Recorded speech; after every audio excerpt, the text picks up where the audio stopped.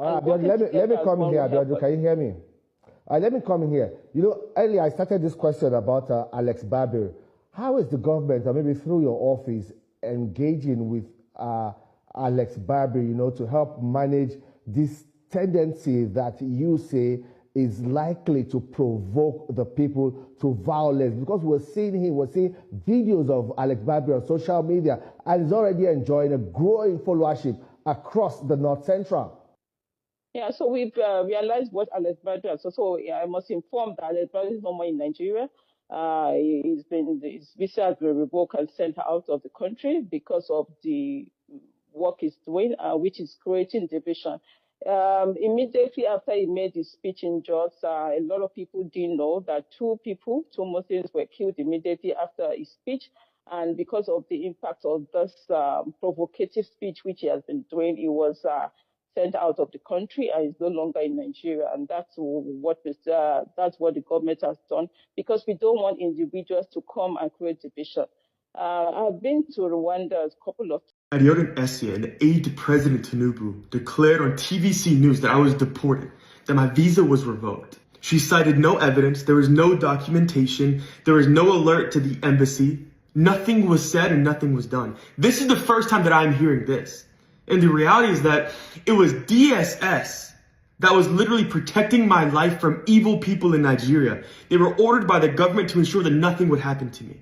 Because I speak truth in power, because I actually go to the communities and I help the people that are oppressed, the ones that are suffering, because I'm doing the job that the government is not doing. They want to silence my voice. And I tell you, nothing will silence me. It is my duty to speak truth.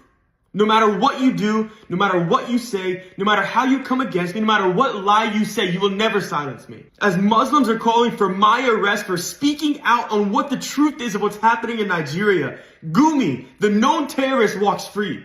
No Muslims are calling for the arrest of terrorists in Nigeria, but the one who comes to speak truth, they want to be arrested. They want to be deported. Even if you are to deport me at any point, the voice will never be silenced.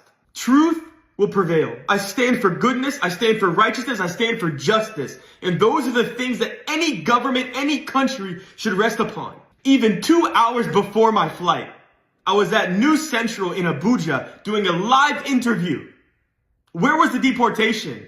Did they deport me to the news office? I purchased a round-trip flight a month before I came to Nigeria, and I have evidence of that. I've even posted it on X for people to see. My flight was from March 10th to April 1st.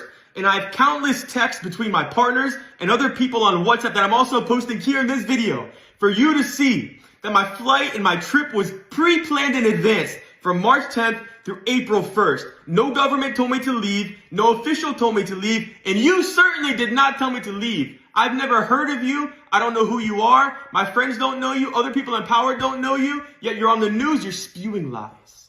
And it's evil. It's wicked. And at the end of the day, this shows the integrity of Nigerian officials. If officials will go to the public and they will directly lie with no shame, boldly declare lies to the people, both domestic and international, what does that say about the people who are in power? You don't declare for Gumi to be expelled. Even though Saudi Arabia, the capital of Islam in the world, declared that Gumi would not enter, that he was deported, yet you allow him to be free in your country. But you call for me to be arrested. Nigerians are waking up. You may have been able to lie in the past and win, but that time is no more. Lies and evil will not prevail in Nigeria. Not for Christians, not for Muslims, not for any person who is oppressed, not for any person who is killed, not for any person who is dealt injustice by the hands of the government. My heart is that Nigeria would be free from oppression, that people would be able to live in peace. I don't care what you believe.